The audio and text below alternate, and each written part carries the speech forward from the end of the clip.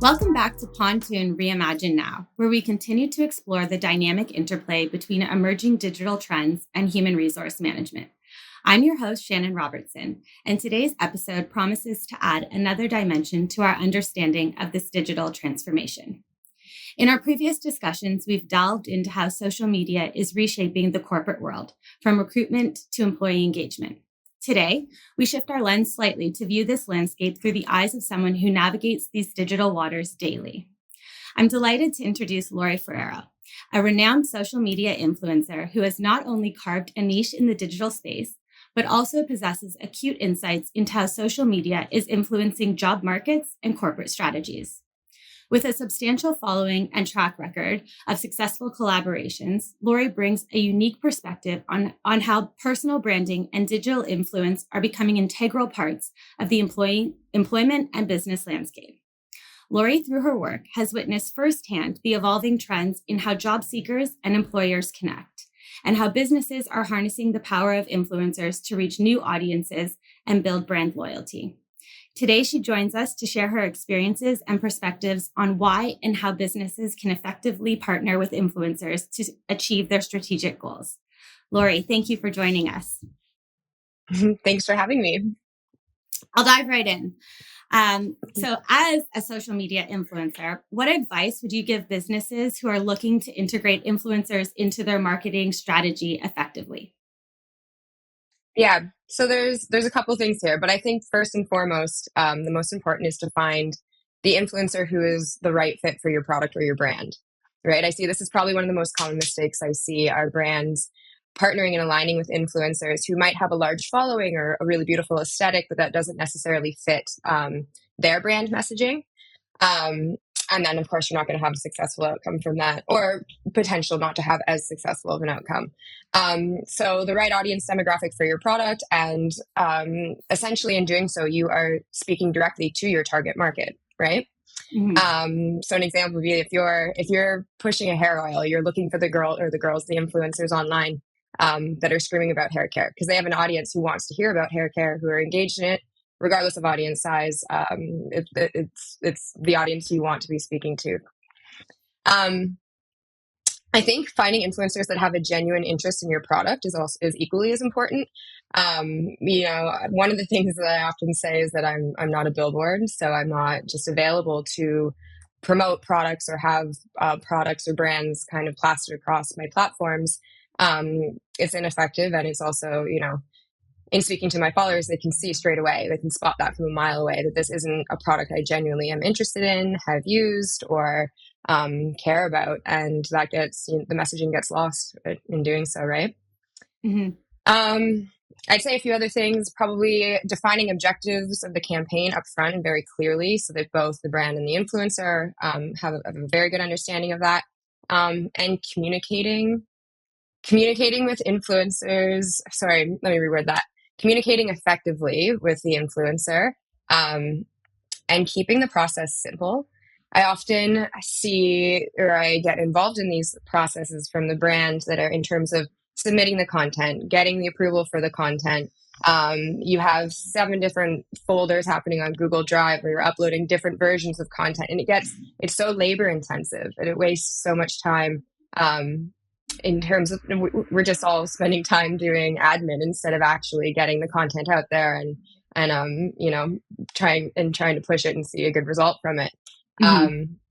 So I would say that's a personal grievance that, well, not so personal. I know when I speak to other influencers, it's a common grievance that we've all kind of experienced. And then I think keeping in mind that building a long-term relationship over a one-off kind of push is always going to bring you more success. And that's something that I would constantly kind of suggest to brands to keep in mind when going into influencer marketing, especially for the first time. What would you say then, in your view, sort of differentiates genuinely engaging influencer campaigns from those that might not seem as might be seen as inauthentic?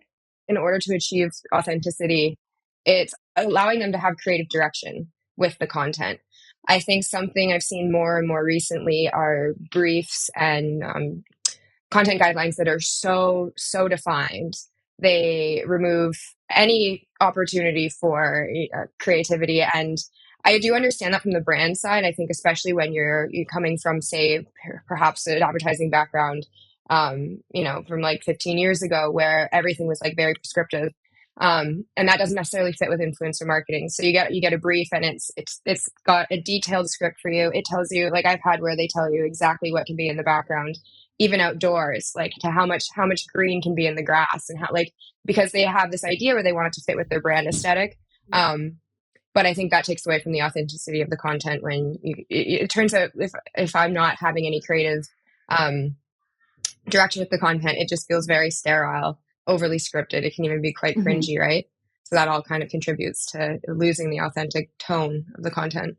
Yeah, no, that's true. I think you kind of hit the nail on the head. It's really important for companies when partnering with influencers to do their due diligence and their homework too, to find people who are sort of in line with their brand messaging.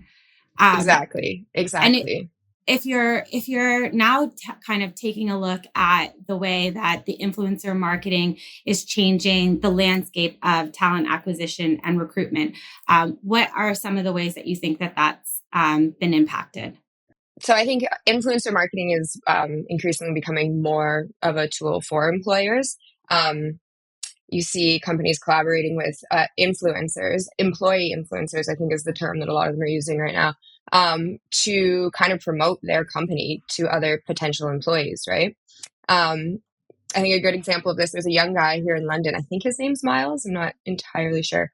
Anyways, he's blown up on TikTok, and he works in finance. I'm not sure which company. I'm not sure if he's ever disclosed which company he works for.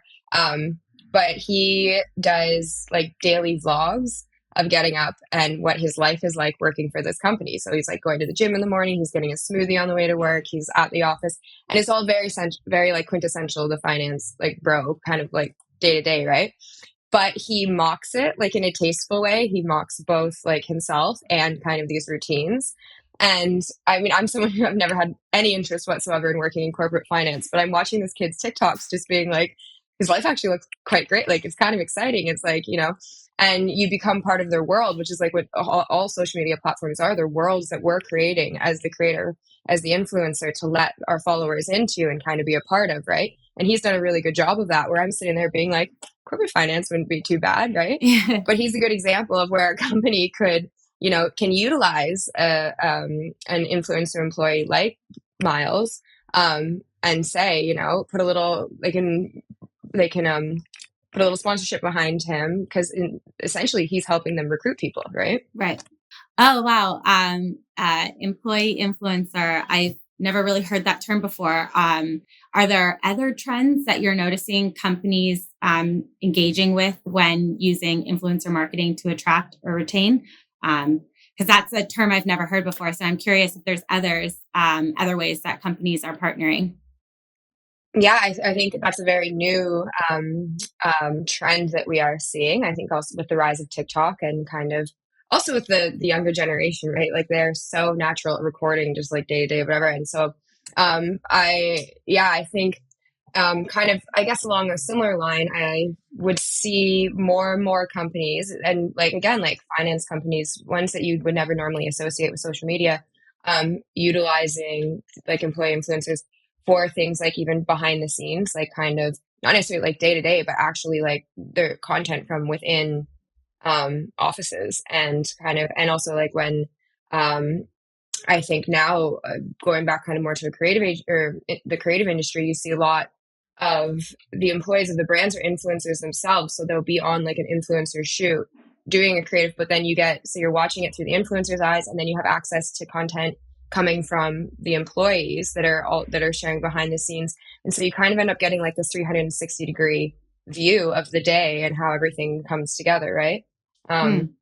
and I guess, yeah, and that's the benefit of kind of having influencers in-house for any brand, right? Yeah, it gives you, I mean, the employee, I know I keep going back to this term, but that employee influencer seems like it would really give people an idea of what the working world would look like before joining, because I know that's something that even when you're looking to switch jobs or look at different industries, to be able to see firsthand what people are experiencing would be, I think, kind of invaluable. And especially Yeah. for this new generation that's coming up where the working world is just so vastly different than when you and I first started.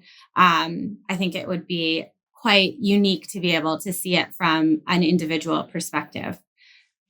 Absolutely. And I think it also kind of like makes it less intimidating for people to be able to see the types of people they would potentially be working with and what that work environment looks like, right? Mm-hmm. The unknown is always so daunting, especially going in, like I remember going into interviews for places and just being so intimidated by the office and the people in there. And even though like I definitely was like suitable for the job, or I definitely should be applying for this job, there's always this intimidation factor to it, right? And I think social media really kind of neutralizes that. So Mm-hmm. Yeah, I think that's true.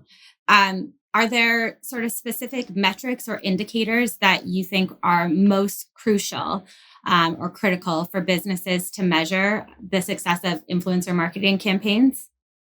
yeah, I think there's kind of a standard set that we always provide. So those KPIs would include engagement, conversions, so reach, engagement, and conversions, right? So anytime that I have posted or any of the content has gone live that I'm in contract for, after a 24-hour period, you send all of the insights that you can gather from within whatever social media app you're using, right? And that just allows brands to see. So I think if you take it back one step, there's multiple reasons why a brand is engaging with you to create content. One, right? Like so the first one is to have the content creation done outside of house for them and then have access to utilize that content. Another one is to convert sales, obviously, right? But then the third one is brand awareness and brand recognition. Mm-hmm. And I think that's where these insights are most important because it allows them to see just how many eyes were laid on this, right? How many people clicked through. You can create unique links that I can share. It's a link unique to myself, so we can see exactly how many people I sent from my platform straight to that page to either shop or to book or to whatever the end goal is, right? Mm-hmm. And that's always useful information because you can then, of course, change direction if you see something's not working. I think the best results are when you are working in a long-term partnership and you can see from one campaign to the next how the results vary and then use that to adjust moving forward to the subsequent campaigns. So Mm-hmm. You got me thinking, and I'm going to throw a curveball here, but I'm wondering for the sort of financial services or some of the organizations or businesses that haven't traditionally used influencer marketing. I am seeing more of like Amex partnering with influencers and some of mm-hmm. that. Would you say that because I think traditionally, and myself included, I usually have associated influencer marketing with some of more of the creative industry or fashion, makeup, that kind of stuff. And so, how do relationships or partnerships with sort of the very traditional corporate jobs Mm-hmm. compare? How do those relationships compare? The To partnerships, sorry. the Yeah, like partnerships compared to is it easier for influencers to work and partner with businesses in the creative industry or fashion industry more so than in corporate, with corporate? I don't think it necessarily hinges on whether it's corporate or creative, more so as like the corporate kind of companies and brands potentially lacking an understanding as they initially entered influencer marketing as to best practices and how to get the best result, right? I've worked with American Express in the past. I worked with MasterCard as well, and some other kind of brands in that space that I've really enjoyed because I think they have done a good job at understanding the influencer, like how to approach influencers. And they obviously have an in-house team that has a lot of experience in it, right? And they also work with really good budgets, which is something that I think is very important when you have a certain outcome in mind. There Mm-hmm. has to be an understanding that there needs to be a certain budget available in order to achieve that, right? And so I find like corporate companies often have larger budgets, which is always like a great situation for everyone involved, right? Mm-hmm. It means that as an influencer, you can access more resources as well. If I need to hire like a specific type of photographer or a videographer, if I want to shoot this content out at like one of the most beautiful hotels that, that lend to the aesthetic of the campaign, then you have access to those with that type of budget, right? So that opens a lot of doors. And yeah, I think it's interesting. It will be interesting to see kind of the more corporate end of the scale access in the influencer industry and how they use it. I mean, I don't even think I can give a specific answer for it because we're watching it unfold as we go, right, or as we speak. But definitely a lot of exciting opportunities there. And social media is already so significantly integrated into our lives in all other areas. Like, why not extend it into the professional space, right? Yeah. Yeah. So would you say that, and I'm asking you this mostly because I know that you have a marketing background. Before you were a full-time influencer, you were working in marketing. So I have a question around what you think, or how do you think the ROI of influencer marketing compares with more traditional forms of marketing? Um, I think influencer marketing is particularly useful for reaching niche audiences. Um, and I think, if you start, there's such a range of levels of influencers, right? You've got girls that are basically just celebrities at this point, not just, but are celebrities at this point because of their following size, right?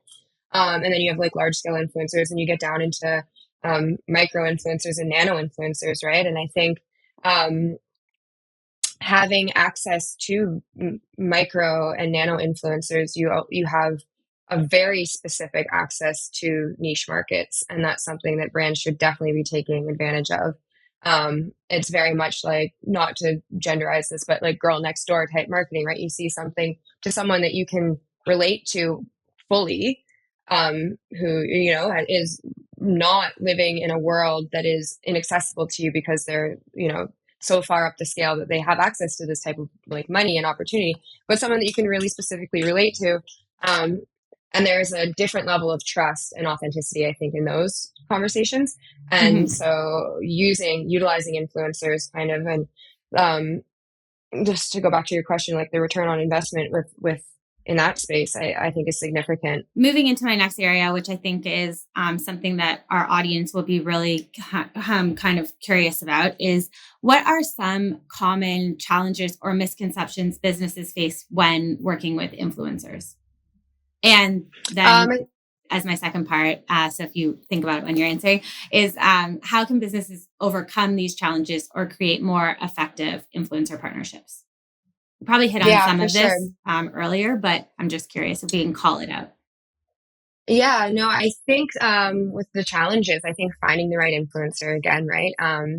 Like ensuring as best you can the authentic relationship between the brand and the influencer, and measuring your return on investment accurately. Those are challenges, I think, um, or like early day challenges, right? That brands need to work through, and understand best practices for. And then I think it becomes a lot more streamlined. I think misconceptions often arise from expecting immediate results. So going back to having long-term partnerships, and you do hear stories about brands that a piece of content goes viral and overnight they have an insane amount of conversions and a product then goes viral and then it catapults the whole brand into the spotlight, right? And that does happen for sure, but that's the exception, right? That's not the rule. Mm-hmm. And so I think going into it with an understanding, something I often say to brands when talking about long-term contracts, it's about making the product a household name on my platform. So, it's not I mention it once, it's like, oh, I wonder what that is. Or I mention a brand once, my audience hears it.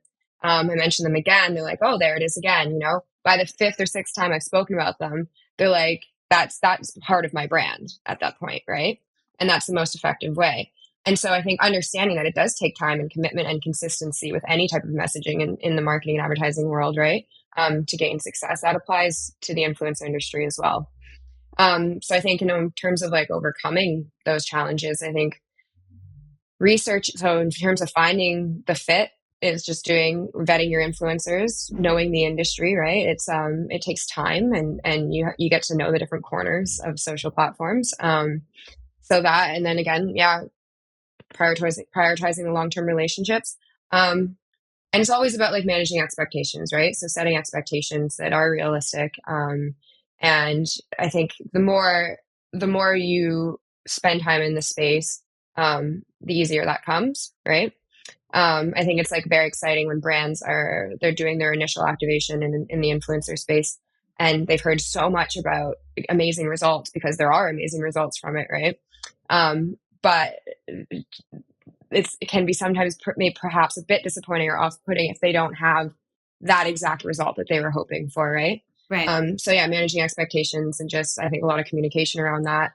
And then also I think with some of the challenges can just be eradicated by allowing the influencer to have creative control of the content, right?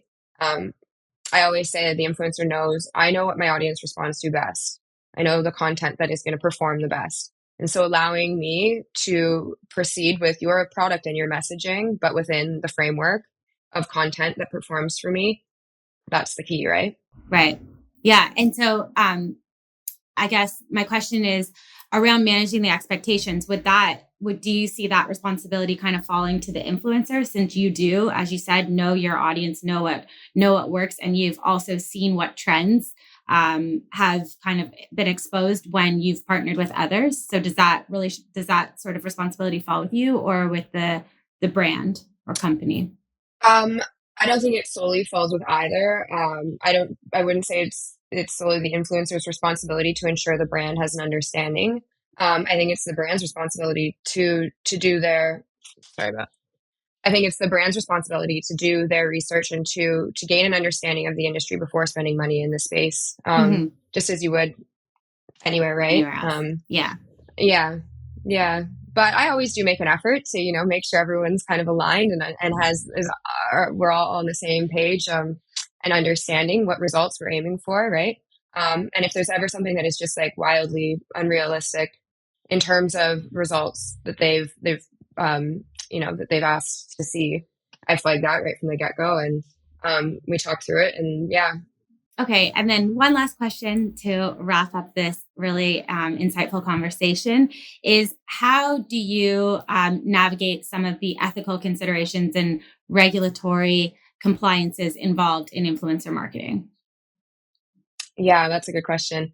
I think you do, as an influencer and as a brand, you have a responsibility to kind of stay up to date with what those regulations are. And I mean, as the industry continues to grow, there's more and more regulations being implemented, right? Mm-hmm. But I do think it's important for, there's such a close association there's such a correlation between social media and mental health, right? And I think transparency in terms of like an ethical side, outside of the having to disclose that this is a paid partnership and this is a sponsored post and all of that, which you have to disclose always, right? And I've never seen an instance where someone's trying to hide that in the last couple of years, right? Where like that's all out on the table. But I think even just being ethical in terms of sharing, like, yeah, this is the best. This photo is the best angle of the Mm-hmm. 400 photos that I took for it, right? Or this photo is edited. Like I use this editing tool to edit all of my images, right? And just being completely open about the fact that this photo is a moment in time that is a curated piece of content Mm-hmm. and not just the norm, right? Um, yeah. So, and again, I think I'm seeing that more and more with the younger generation, right? It's like they're very transparent with things, which I think is fantastic, right? Right down to like where they show the bad, these are the ones that didn't make the cut, but I'm still going to share them so that it's very clear here on what we're doing, right, and where this content is coming from and how, yeah. So And so is that no, that's interesting. And so I'm just curious because I think that makes a lot of sense for you as you're sort of promoting the different partnerships that you have, that you're able to remain very transparent about it. I just wonder, do companies or some of the partnerships that you have, are they okay with you sharing some of the good, the bad, the ugly Or is that something that they would prefer not happen? And so you sort of do that outside of the relationship that you've built with the corporation. Right. I have experienced both sides of that. I've experienced where companies are fully on board because they're also like, yep, let's just be, let's put it all out there in the open. Because again, that is where you build trust, right? And Mm-hmm. authenticity. But I have had companies that are like, nope, that does not fit our aesthetic. They're very detailed about their aesthetic and what content is going to be, partially representing them. Um, and that's fine. I mean, it's never become like an issue, right? Mm-hmm. It's more just like a conversation. Well, Lori, thank you so much for joining us. As we conclude today's deeply insightful session on Pontoon Reimagine Now, I want to extend my deep thanks to you, Lori, for joining us and shedding light on this nuanced world of influencer marketing and the significant impact it's having on businesses and the human capital landscape. Your expertise and perspectives have been invaluable in understanding how this dynamic field is shaping the way businesses connect with audiences and talent alike. To our discerning audience, thank you for your continued engagement. As leaders at the helm of your organizations, the knowledge and strategies discussed today offer a guide to navigating the complex yet rewarding world of influencer collaborations. I encourage you to consider how these insights can be woven into your own organizational narratives and marketing strategies to foster growth and innovation. We hope to continue bringing you thought-provoking discussions with industry experts and pioneers. Join us in our next episode where we'll explore another critical aspect of human resource management in the modern business environment. Don't forget to check out our website, pontoonsolutions.com, and LinkedIn page for continued thought leadership and insights into leading conversations like the one we had today. Until then, this is Shannon Robertson wishing you visionary leadership and strategic success. Thank you for listening and have a great day.